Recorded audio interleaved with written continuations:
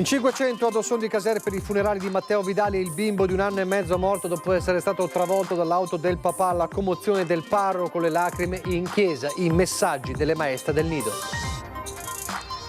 Allarme ordigno in un parco comunale di paese frequentato soprattutto da bambini, zona chiusa, intervento degli artificieri, ma si trattava di un gioco per cani simile per forma a una bomba a mano. Quasi 3 anni fa il 76enne Luciano Paro venne travolto e ucciso a Silea da un'auto pirata. Chiesto il processo per 4 kosovari, sono gli stessi imputati dell'omicidio di Fiera. 25 aprile il PD torna alla carica con la richiesta di revocare a Treviso la cittadinanza onoraria a Benito Mussolini. Se Conte si dichiara antifascista, lo faccia una volta per tutte. Intanto, dopo i fischi in piazza tocca all'ANPI attaccare il ministro Nordio nel mirino anche il passaggio del suo discorso sul patto di non aggressione tra nazisti e sovietici. Blocco definitivo al progetto per il maxi polo logistico di Casale, affossato da indisponibilità di terreni e faide tra i proprietari. Ascom soddisfatta, la sindaca attacca, con le ideologie non si amministra. Non è facile vivere senza acqua nella frazione di San Lorenzo a Vittorio Veneto, almeno 5 famiglie non sono allacciate alla rete idrica. Piave Servizi si dice pronta a intervenire. Coppia di lupi, ripresa dalle telecamere di un residente a Follina. Tra incredulità e un pizzico di timore il cittadino ammette: mai capitato di vederli in zone così basse. Meno 2 giorni alla storica visita del Papa a Venezia, che Antenna 3 seguirà in diretta dalle 7 del mattino domenica. Prima tappa l'incontro con le detenute della Giudecca, evento straordinario, dice il capo dipartimento nazionale dell'amministrazione penitenziaria. Telespettatori di Antenna 3, buonasera e ben ritrovati. Il telegiornale di Treviso è dunque in primo piano. Ripartiamo dalla tragedia di Casier, nella chiesa di Dosson in 500 nel pomeriggio, per l'ultimo saluto al piccolo Matteo, il bimbo di 1 anno e mezzo investito dall'auto del papà mentre stava effettuando una manovra nel cortile di casa. Tante lacrime, tanta commozione per una tragedia davvero immensa. La chiesa di Dosson non riesce a contenere le centinaia di persone che hanno voluto dire per l'ultima volta ciao a Matteo. La commozione è tanta quando la piccola bara bianca fa il suo ingresso in quella chiesa, dove circa 1 anno fa il piccolo venne battezzato. Ad accompagnare il feretro mamma Laura e papà Olaf, che si sorreggono a vicenda. A precederli la sorellina e i cuginetti di Matteo. Tra le mani un grande disegno colorato. Come colorate sono le mani che riempiono i cartelloni affissi sul sagrato, lasciati dall'educatrice e dai piccoli amici del nido. Io sono solo andato nella stanza accanto, continuate a ridere di ciò che ci faceva ridere insieme, si legge. Il nostro cuore è turbato con la fatica di accettare ciò che è successo, dice Don Adriano durante l'omelia. Abbiamo avuto da noi troppo poco e tuttavia questo poco tempo è bastato per gioire insieme a lui, condividere giochi e carenze. Avremmo voluto fare ancora tanti piccoli passi al suo fianco. Poi l'emozione ha il sopravvento e Don Adriano è costretto a fermarsi, la voce si incrina. Uniti a te, non ci perderemo, non perderemo Matteo. Commovente il messaggio da parte delle cugine di Matteo. Sei entrato nelle nostre vite come un raggio di sole dopo la tempesta. Grazie per la tua vivacità, i tuoi sorrisi, le tue carezze, le tue coccole. Stavo a guardarti e in un attimo ci regalavi la felicità. Ora va dalla tua sorellina, gioca con lei e salutaci noi. Struggente anche la lettera dell'educatrice e dei compagni del nido che ricordano il suo amore per le canzoni, la felicità durante il momento del pranzo in compagnia dei suoi amici e il rito immancabile del riposino pomeridiano. Eri curioso, sempre in cerca di un compagno di giochi. Ti abbiamo visto crescere e diventare un piccolo ometto autonomo e tenace, sempre pronto a meravigliarti davanti ad ogni scoperta. Eri uno dei primi a correre in stanza quando al nido arrivava una sorpresa e cercavi di prendere il posto più vicino per vedere meglio. Adoravi colorare, costruire torri grandi con gli amici per poi buttarle a terra.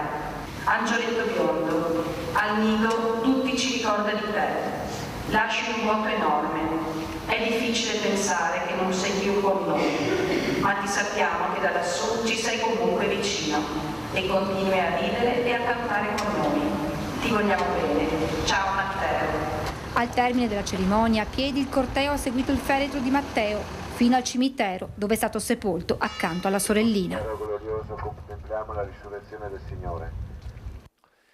E poi le ore di apprensione, siamo a Paese per questo allarme ordigno in un parco comunale, sono dovuti intervenire gli artificieri, l'allerta è rientrata dopo 24 ore, si trattava di un gioco per cani.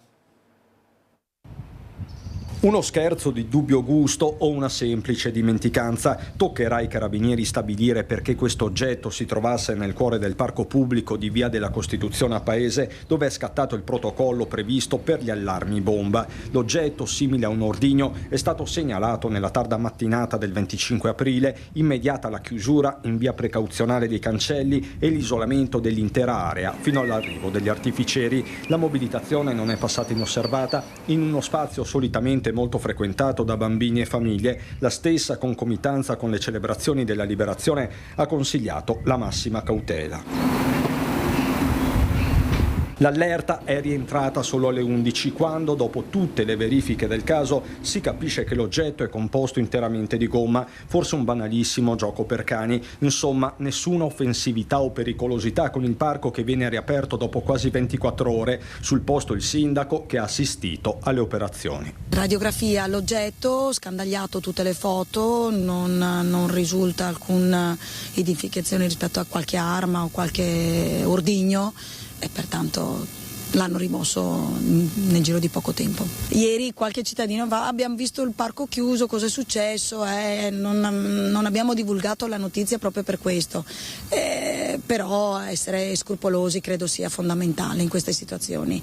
È andata bene, non c'è da preoccuparsi, ma meglio, ripeto, un controllo in più che uno in meno. Decisamente. Fra poco torneremo alla cronaca, prima però c'è una pagina politica che torna a parlare delle polemiche. 25 aprile ieri anche a Treviso, non solo i fischi a Nordio, ne parleremo fra poco, ma anche Conte che ha ribadito, come aveva fatto anche l'anno scorso, di essere antifascista, di non aver nessun problema a dirlo, ma allora il PD torna alla carica su una questione che riguarda Benito Mussolini. Chiederemo sicuramente, dichiarandosi Mario Conte antifascista, che venga tolta la cittadinanza onoraria a Mussolini. Una mozione che il 25 aprile ha solamente anticipato, ovvero la revoca della cittadinanza onoraria che Treviso insegna a Benito Mussolini il 25 maggio del 1924 e che il Partito Democratico vuole cancellare proprio nell'ultima seduta del prossimo mese, quindi giusto un secolo dopo il passaggio del Duce in città.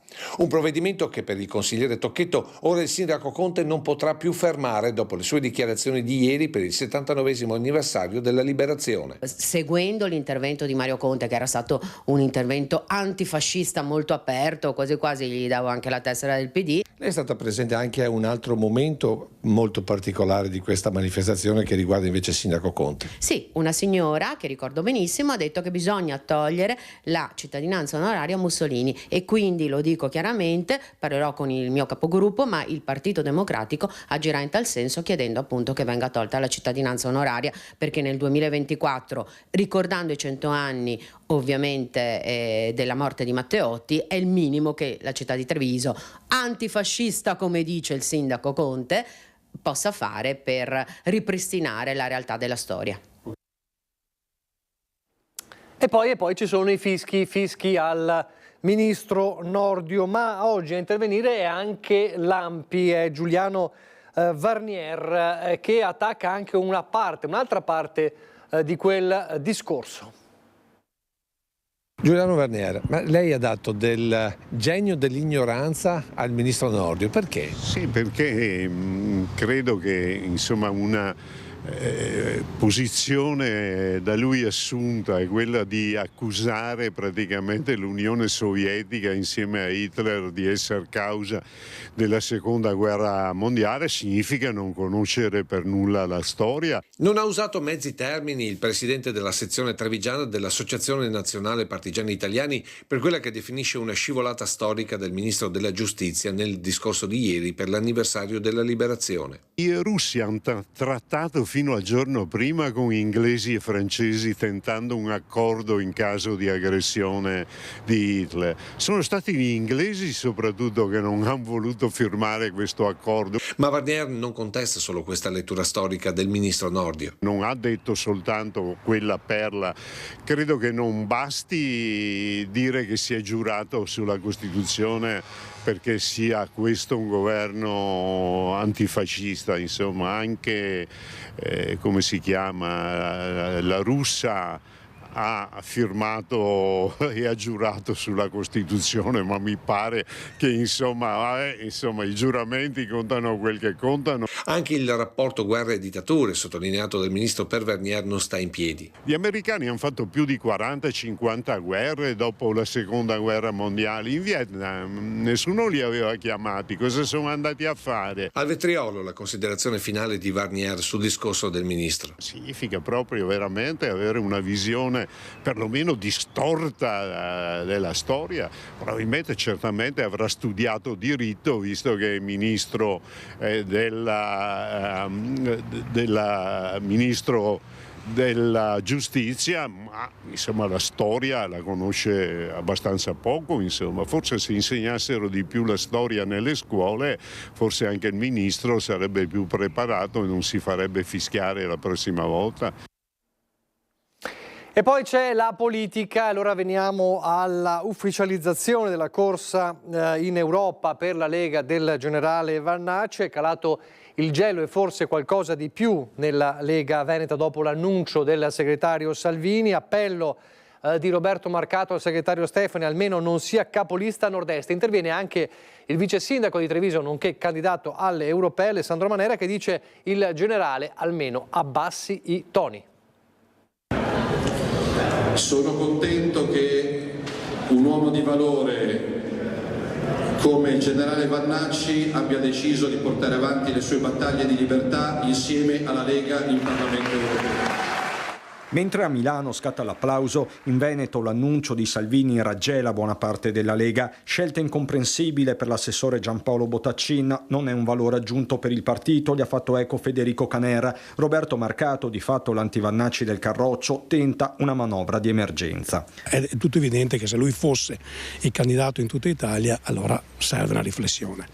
Se è il candidato, uno dei tanti candidati, vabbè, insomma, non avrà la mia preferenza, ma ne abbiamo viste di tutti i colori in questi anni, insomma, anche con Bossi, insomma, c'erano candidati a volte suggestivi. Se dovesse essere il candidato di una circoscrizione, il capolista di una circoscrizione, allora spero che non sia nel nord-est e chiedo al segretario regionale che capolista nel nord-est sia una donna, un uomo leghista veneto. Da parte sua il segretario Alberto Stefani non si scompone e al direttore Luigi Bacciali in diretta Focus TG conferma la linea salviniana. Credo che un partito che difende le libertà possa dare il diritto al generale Vannacci di poter esprimere le proprie idee e soprattutto un partito come il nostro che si oppone al pensiero unico omologante e che quindi possa dare libertà di espressione, e poi saranno i cittadini a decidere. Mediana la posizione del vice sindaco di Treviso Alessandro Manera, pure lui in corsa per Bruxelles, che preferisce rivolgersi allo stesso generale. Farà la sua corsa come tutti. Dispiace che non si sia tenuto conto del fattore territoriale, che per la Lega è sempre stato una nota importante, però gli auguro il meglio, di fare una corsa importante, sicuramente di non alzare troppo i toni, perché noi veneti non ne siamo abituati. Patria, tradizioni, famiglia, il motto già usato da Vannacci, nessun riferimento all'autonomia o ai territori, non un dettaglio se si considera che domenica a Sesto San Giovanni l'establishment di Forza Italia con Flavio Tosi in prima fila lancerà il progetto Forza Nord, preannunciato a Vittorio Veneto qualche settimana fa, non a caso nel giorno dello strappo ufficiale di Gian Antonio D'Arè dalla Lega. Chiudiamo con la politica e torniamo alla cronaca giudiziaria. La misura del braccialetto elettronico nei confronti dell'ex fidanzato è scattata nelle scorse ore. Torniamo a occuparci del caso di Sara. Il nome è di fantasia, lo ricorderete, la donna che un mese fa aveva raccontato pubblicamente con una drammatica lettera la sua storia. È un passo avanti, dice, ma ho ancora paura.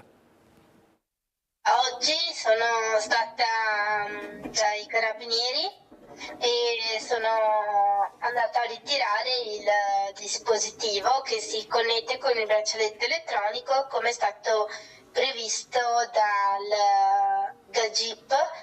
Eccolo il dispositivo che dal pomeriggio Sara ha con sé e che dovrebbe tutelarla dai tentativi di avvicinamento dell'ex. Sara, nome di fantasia, è la donna trevigiana che nel marzo scorso, attraverso una lettera pubblica, aveva raccontato la sua storia fatta di violenze e minacce, rivolgendosi a magistratura e forze dell'ordine per chiedere una giustizia veloce. Il presunto stalker, un quarantenne trevigiano che ha precedenti per furti e droga, sarebbe arrivato a puntarle un cacciavite addosso: ti sciolgo nell'acido, una delle tante frasi pronunciate. È rimasto il divieto di avvicinamento a 500 metri, è stato aggiunto appunto il braccialetto elettronico. Sono due dispositivi che se si incrociano suonano e si avvia in automatico una telefonata alle forze dell'ordine. In Sara ora convivono emozioni contrastanti e non potrebbe essere altrimenti. Da una parte è comunque una limitazione della libertà, diciamo, personale, però effettivamente serve per una questione di sicurezza, per cui da una parte sono anche più tranquilla adesso sicuramente. Sullo sfondo c'è un episodio recente che non può far abbassare la guardia, anche per questo Sara continua ad avere paura. Mi è stato riferito questo, pare che la persona sia stata riconosciuta e adesso sì, diciamo che ho segnalato a chi di dovere e vediamo che cosa succederà. Il 16 maggio l'uomo comparirà davanti al GIP, la speranza della donna è soltanto una. Mi auguro che si arrivi comunque, qualsiasi sia la strada, si arrivi presto a una condanna definitiva, insomma. Dall'odissea di Sara al femminicidio di Vanessa Ballan, l'assassino della mamma 26enne sarà giudicato con rito immediato. Giudizio immediato entro il 19 giugno per Bujar Fandaj, il quarantenne kosovaro che uccise Vanessa Ballan, incinta del compagno. L'uomo è in carcere a Treviso con l'accusa di omicidio volontario pluriaggravato. Lo scorso 19 dicembre fece irruzione nell'abitazione della mamma 27enne e dopo aver forzato la porta l'aggredì brutalmente, accoltellandola più volte. A trovarla in un lago di sangue il compagno quando rientrò a casa. Bujar Fandaj aveva avuto una relazione con la 27enne e non voleva saperne di perderla. Secondo l'accusa, a fargli scattare il raptus, probabilmente l'aver saputo che aspettava un bimbo, notizia che avrebbe fatto crollare tutte le sue residue speranze di convincerla a lasciare il fidanzato e andare via con lui. Ancora la cronaca, quasi 3 anni fa il 76enne Luciano Paro venne travolto e ucciso, lo ricorderete, a Silea da un'auto pirata. Chiesto adesso il processo per 4 kosovari, sono gli stessi imputati dell'omicidio di Fiera. 8 maggio 2021, Luciano Paro, pensionato di 74 anni in sella alla sua bicicletta, stava percorrendo via Podgora quando, arrivato nei pressi di via Grave di Papadopoli, nel comune di Silea, è stato falciato da un'auto pirata. L'uomo morì poco dopo in ospedale per un attacco cardiaco, a terra piegata la sua 2 ruote. Per questo omicidio stradale è stato chiesto il processo per 4 persone. Si tratta di cittadini kosovari che sono gli stessi imputati nell'omicidio di Rajip Kolgeci, il 52enne kosovaro ucciso la sera del 12 ottobre scorso a Fiera davanti al bar La Moda. Sì, sono gli stessi imputati dell'omicidio di Fiera, 2 dei quali difesi da me, Gasci Valmir e Gasci Leonard, e che sono chiamati a rispondere di questo ulteriore omicidio stradale. 3 di loro, Bardil Gashi, Jacupi Bedri, che è irreperibile, e Gasci Valmir, devono rispondere di incendio doloso in concorso perché, secondo l'accusa, avrebbero dato fuoco all'auto coinvolta nell'incidente mortale per ostacolare le indagini e trovata poi in un campo a Maserada. Mentre per omicidio stradale e omissione di soccorso è accusato Leonard Gasci. Io in questo momento quello che posso dire è che una volta ricevuto l'avviso di conclusione delle indagini con riferimento alla posizione di Gasci Vannacci Leonard abbiamo richiesto e ottenuto di fare un interrogatorio dove avevamo dimostrato a nostro avviso appunto la totale estraneità di Leonard, producendo addirittura delle fotografie che ritraevano il mio cliente che si trovava in altro luogo rispetto a quello di commissione dell'illecito. Secondo l'accusa sarebbe lui invece ad aver guidato l'auto che ha travolto il pensionato. L'udienza preliminare è stata fissata per il 21 maggio. Molto probabilmente la decisione sarà quella di fare un dibattimento anche in questo caso, quindi non adire alcun rito alternativo. E poi c'è l'omicidio Ceschin. Dopo le motivazioni della Cassazione, il procuratore capo di Treviso Martani dice: al Tribunale del riesame porteremo nuovi elementi. Sarà il Tribunale del riesame a dover decidere se i 3 imputati del delitto di Margherita Ceschin dovranno o meno tornare in libertà. Gli avvocati Crea e Serpico chiederanno che l'ordinanza di custodia cautelare venga annullata. Questo dopo le motivazioni della Cassazione che, secondo i legali, avrebbe accolto le loro istanze sottolineando la mancanza di gravità indiziaria.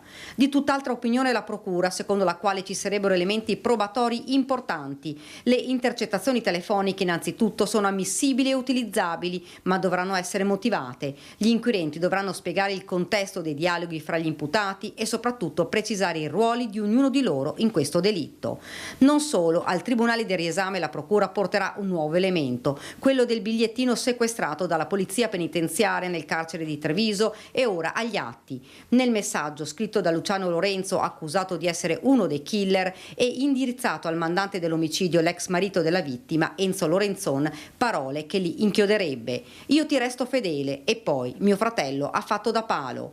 Il capo della Procura Martani, elementi che saranno valutati dal riesame e che sono significativi. In carcere a Treviso Luciano Lorenzo, uno degli esecutori materiali del delitto, e Joan Maria Guzman, che avrebbe fatto da intermediario tra il mandante e i killer. In casa di riposo per motivi di salute Lorenzon, che secondo la Procura aveva un movente per l'omicidio. Infine nel carcere a Belluno l'altro esecutore materiale arrestato in Spagna, mentre manca proprio il fratello di Lorenzo, ancora latitante, che dalle stesse parole dell'imputato avrebbe fatto da palo. Un delitto che aveva sconvolto l'intera Marca trevigiana. Margherita Ceschin, 72 anni, è stata uccisa nella sua abitazione a Conegliano, prima tramortita con un colpo alla testa e poi soffocata.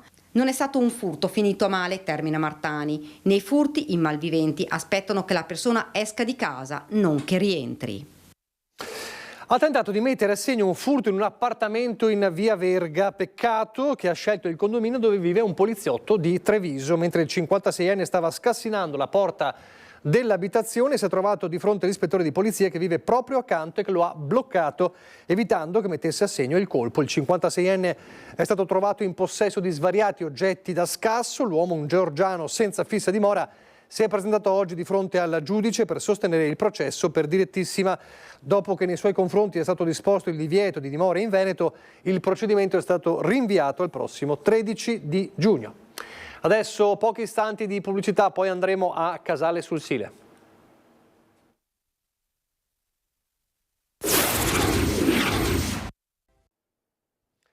Rieccoci in diretta, torniamo con il telegiornale di Treviso, torniamo a parlare di Casale e dello stop definitivo al progetto del maxi polo logistico. C'è soddisfazione da parte di Ascom Confcommercio, ma invece la sindaca non è dello stesso avviso.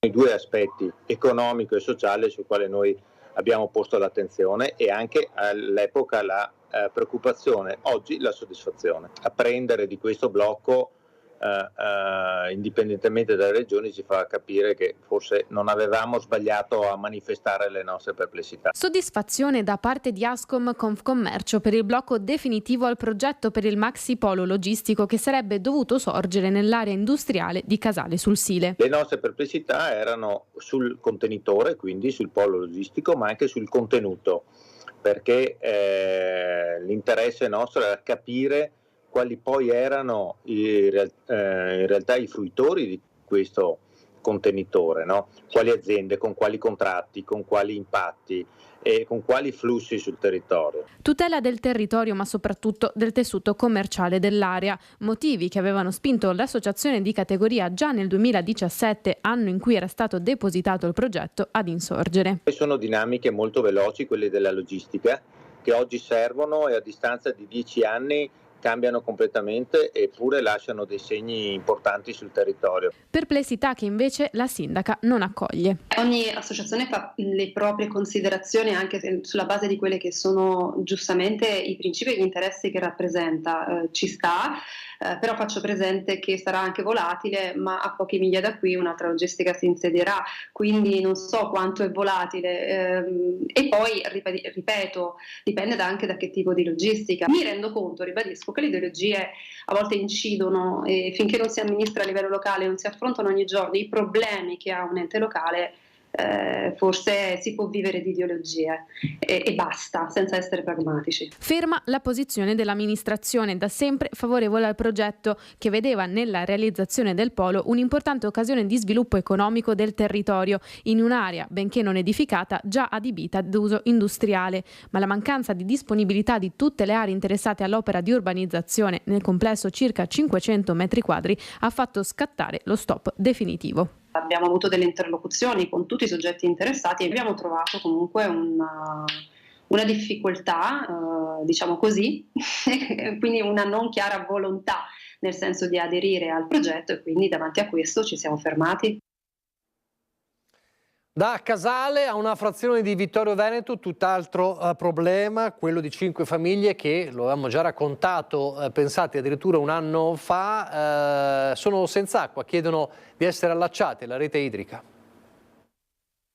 Su momenti di siccità rimaniamo secco. Almeno 5 famiglie di via San Lorenzo, frazione di Vittorio Veneto, chiedono l'allacciamento all'acquedotto del comune. Fino ad ora questa porzione di territorio si è sempre servita delle sorgenti d'acqua o dei pozzi artesiani. Le case sorgono nella parte alta della provinciale 152, arteria che conduce a Tarzo, praticamente nel bel mezzo delle colline patrimonio dell'UNESCO. Il problema è che non stiamo allacciati al sistema idrico del comune, quindi ci arrangiamo con delle sorgenti private nostre che su momenti particolari rimangono asciutte. Proprio oggi Piave Servizi ha comunicato il prossimo inserimento dell'area in questione tra quelle oggetto di valutazione per una possibile estensione della rete acquedottistica. L'ente negli anni ha eseguito diversi interventi nelle zone sprovviste. Questo genere di investimenti, si legge in una nota, una volta discussi con le amministrazioni comunali di competenza, seguono un piano indicato e approvato dal Consiglio di Bacino del Veneto Orientale,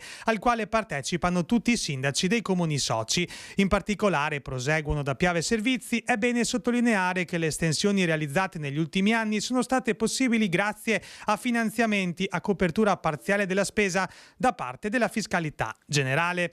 In attesa dell'opera, intanto, i cittadini da queste parti devono arrangiarsi come possono. La difficoltà è evidente, tutti possono sapere cosa succede quando si rimane senza acqua. È una cosa un po' drastica. Non è facile vivere senza acqua. E poi a Follina con la coppia di lupi ripresa dalle telecamere del residente che dice mai visti in zone così basse. Sono stati ripresi giusto qua, all'altezza di quell'albero, quel noce piccolo che c'è laggiù in fondo. Ci mostra le 2 telecamere che hanno ripreso il passaggio di una coppia di lupi, Roberto Sepulcri, residente a Valmareno di Follina, nell'area ai piedi del bosco che confina con il Bellunese. L'avvistamento risale alla scorsa settimana. Quando ci siamo accorti, perché una volta a settimana visiono le foto che abbiamo dentro, ci siamo accorti che sembravano 2 grandi cani, invece erano 2 lupi e uno è stato ripreso da una seconda telecamera che era vicino all'acqua, percorso da cervi, caprioli, cinghiali, tassi, perché siamo sotto la montagna, qua dopo è tutto verde. Non mi era mai capitato di vederli così bassi. A spingerli nei movimenti potrebbe essere stato l'odore degli animali. Sicuramente l'odore degli animali, perché adesso da come so, vivendo qua, cervi, caprioli dovrebbero avere i piccoli oppure sono le femmine incinte e loro mangiano le parti molle degli animali, per cui seguono questi, siccome vengono a bere nella Fontaniva, che è un'acqua risorgiva che esce dalla montagna, vengono a bere qua in basso e anche perché tagliando l'erba resta pulita e hanno l'erba fresca, non come su nella montagna, e si vede che col freddo si sono abbassati e dietro sono scesi anche i lupi. La preoccupazione maggiore, più che per gli esseri umani, è per gli animali di questa zona. Delle parti di Mura ci sono stati degli attacchi anche sugli asini che erano liberi la notte. Io ho animali ma vengono chiusi, quelli che hanno gli asini qua la sera li chiudono, per il momento noi non abbiamo mai avuto attacchi, ecco, per questo. Torniamo a Treviso, è un addio particolare, quello a un personaggio che aveva caratterizzato tante giornate e nottate, lo chiamavano tutti Radiolina.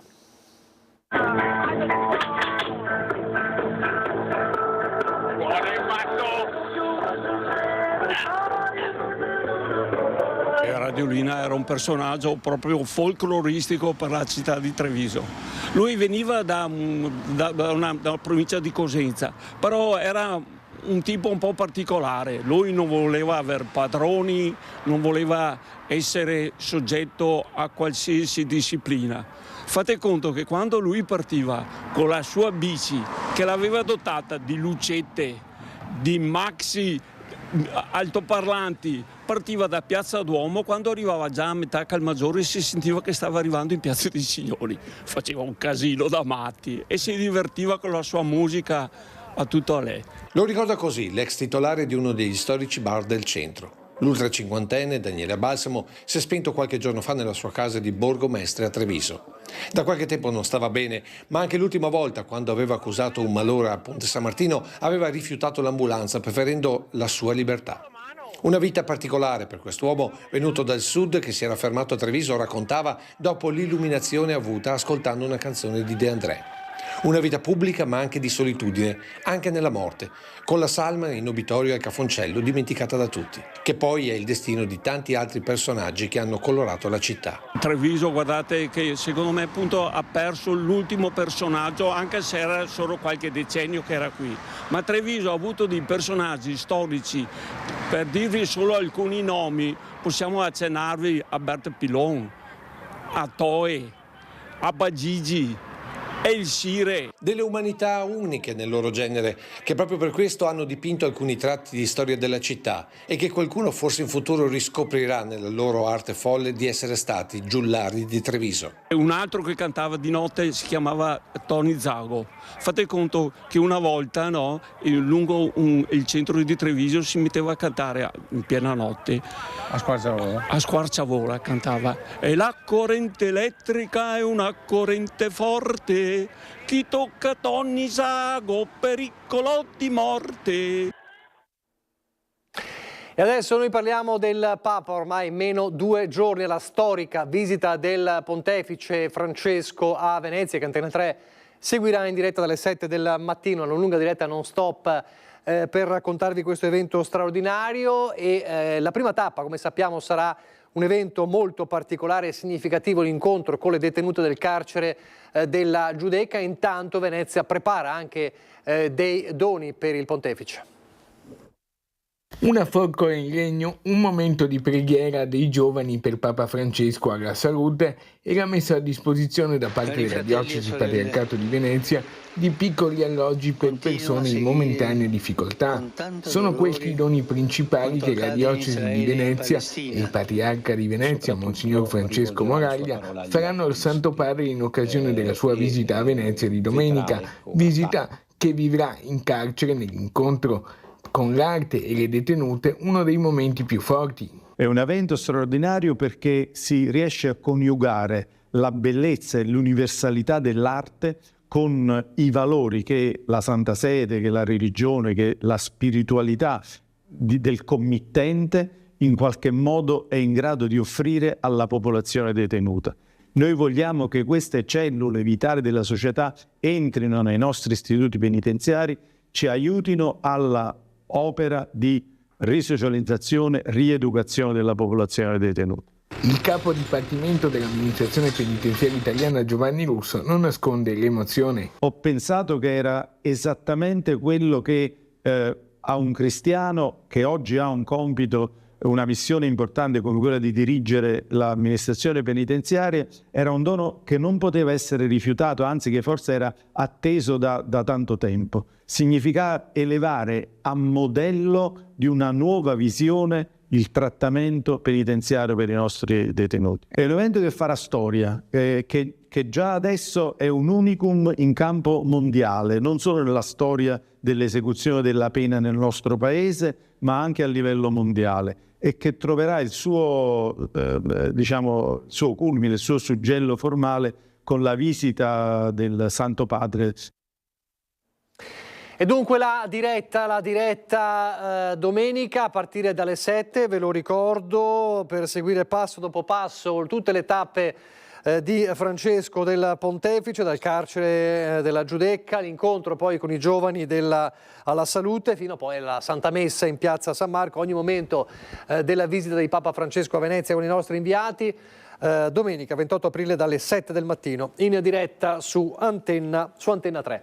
Che tempo farà poi quel giorno? Ce lo si è chiesto in questi giorni. Allora il generale Iannicelli, come ogni venerdì, ci parla del meteo. Sarà un meteo clemente in quella giornata di domenica, però attenzione, poi il maltempo tornerà la prossima settimana, il 1° maggio. La situazione va gradualmente migliorando. L'afflusso di aria fredda si attenua e di conseguenza anche le temperature aumentano, inizialmente con timidezza e poi velocemente. Però vedete dalla carta del tempo la situazione barica, che è quella che determina, che caratterizza il tempo, non è forte. Questo vuol dire una variabilità, anche se la tendenza è un miglioramento. Infatti prevediamo per sabato e per domenica cielo con una nuvolosità irregolare, a tratti un po' più intensa, però con ampi spazi di sereno. In poche parole però non sono previsti fenomeni, quindi già è buono. Un tempo così ci accompagnerà anche per lunedì e per martedì, quindi i primi giorni della prossima settimana. Poi mercoledì, purtroppo il 1° maggio, le carte mettono in evidenza un peggioramento anche con possibilità di qualche precipitazione, ma questo lo confermeremo, perché anche poi a giorni a seguire saranno caratterizzati da una variabilità a tratti anche perturbata. Intanto questo fine settimana, ripeto, i venti saranno deboli con qualche rinforzo dai quadranti orientali. Ecco le temperature che ci hanno colpito in modo intenso questo periodo. Ecco le temperature ancora 10 gradi, 11 gradi le minime, che siamo quasi nella norma. Le massime ancora basse per domani, 16, 17 gradi, poi da domenica ecco un veloce aumento, 22, 23, anche 25 gradi, gradualmente 26 gradi, per poi ricalare purtroppo con il 1° maggio. L'alto Adriatico tende da poco mosso al mosso. È tutto. È tutto e noi andiamo nel Bellunese.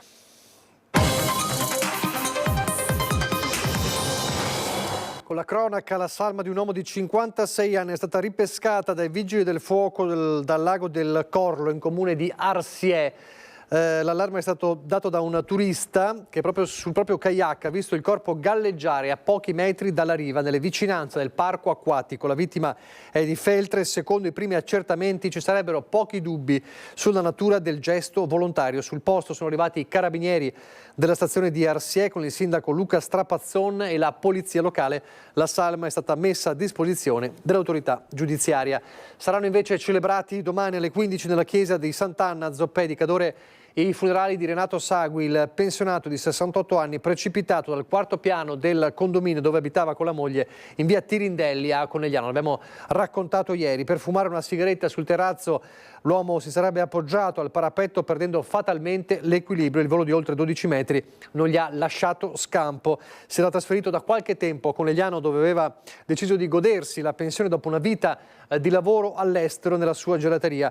Mercoledì sera, attorno alle 23, la tragedia improvvisa. Oltre alla moglie, lascia 3 figli. Domenica si celebra la giornata internazionale della salute e della sicurezza sul lavoro, che sono diritti da tutelare. RULS Dolomiti con il Dipartimento di Prevenzione e lo Spesa sono in prima fila per la prevenzione, la formazione, l'assistenza e la vigilanza. I dati restano preoccupanti. Anche quest'anno abbiamo perso amici, fratelli, padri, madri, figli, colleghi per incidenti sul lavoro. 3 vittime ogni giorno. È come se ogni anno perdessimo un paese di oltre 1000 persone. Non possiamo stare a guardare. Immagini dall'ultima campagna istituzionale del Ministero del Lavoro per la Giornata Internazionale della Salute e Sicurezza che si celebrerà il 28 aprile in tutto il mondo. Ma uno spot da solo non basta a fermare le stragi sul lavoro. I dati presentati questa mattina dallo Spisal di Belluno fotografano una situazione di vera emergenza. Una media di 800 morti all'anno, esclusi gli infortuni in itinere. Fra i 500 e i 600.000 gli infortuni denunciati all'anno dal 2017 al 2022 secondo i dati INAIL. Nel bellunese fra i 2.500 e i 3.000 all'anno.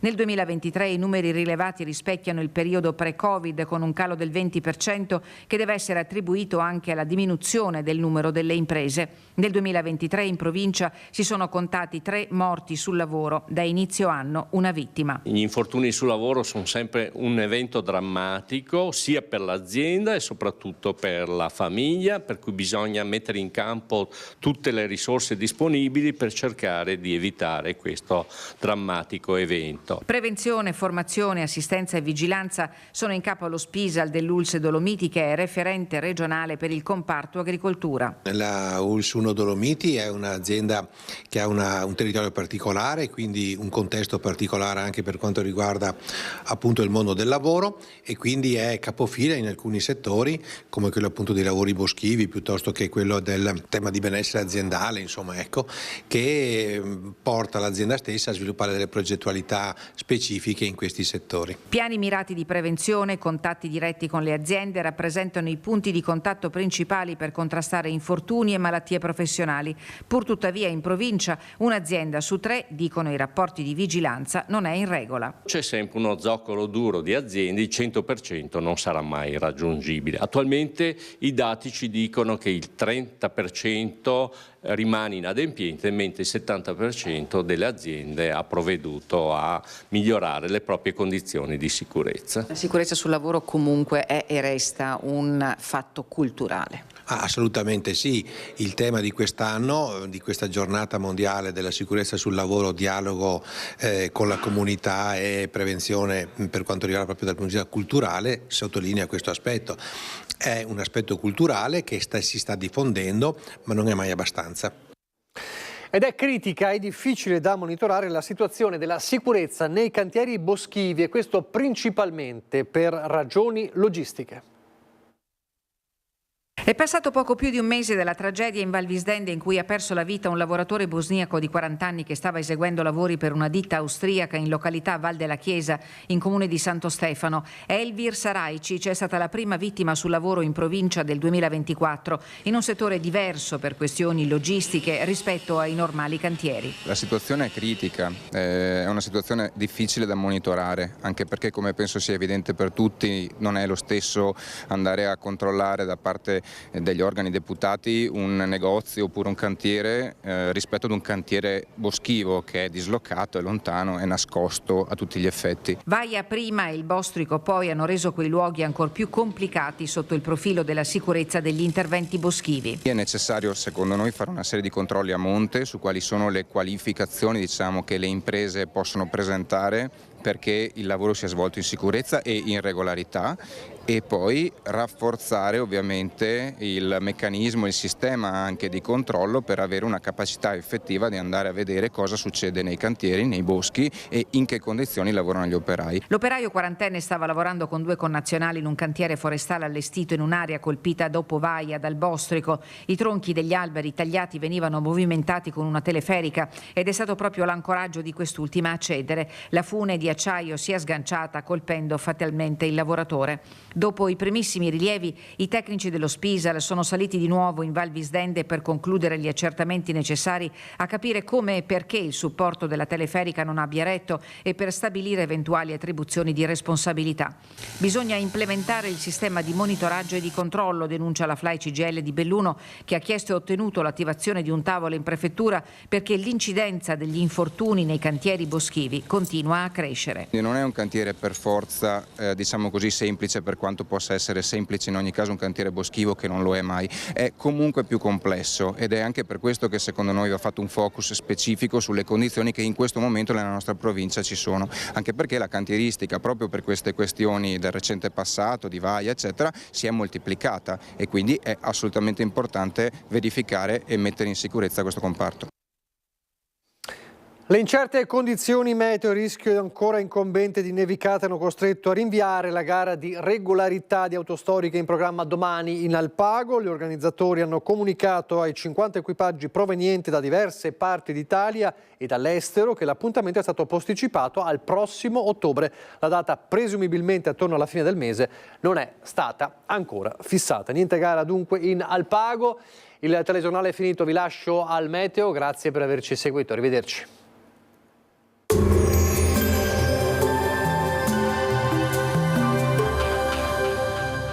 Entra nel mondo Lolato. Da oltre 40 anni un team di professionisti per migliorare la qualità della tua vita. Centro del piede con servizi di podologia. Laboratorio per la produzione di plantari e calzature su misura. Bentrovati al meteo. L'anticiclone inizia ad avanzare sull'Italia, non mancherà una residua variabilità in alcune zone. Il dettaglio di sabato 27 aprile. Sul Veneto prevalenza di sole con cielo poco nuvoloso, avremo degli addensamenti sui monti con al pomeriggio anche qualche temporale, possibile poi fin verso le pianure limitrofe. Temperature in aumento, minime tra 5 e 10 gradi, massime tra 13 e 17. Ci spostiamo ora sul Friuli Venezia Giulia. Avremo molte nubi con qualche precipitazione sparsa. Col passare delle ore sarà più asciutto e soleggiato. Quota neve a 1500 metri. Temperature minime tra 8 e 10 gradi, massime sui 15-17 gradi. Infine diamo uno sguardo alla situazione del Trentino Alto Adige. Non mancherà anche in questo caso un'alternanza tra sole e nubi e non sono esclusi anche dei temporali. Temperature minime tra 8 e 9 gradi, massime sui 14. Dal meteo di Antena 3 per ora è tutto. Arrivederci.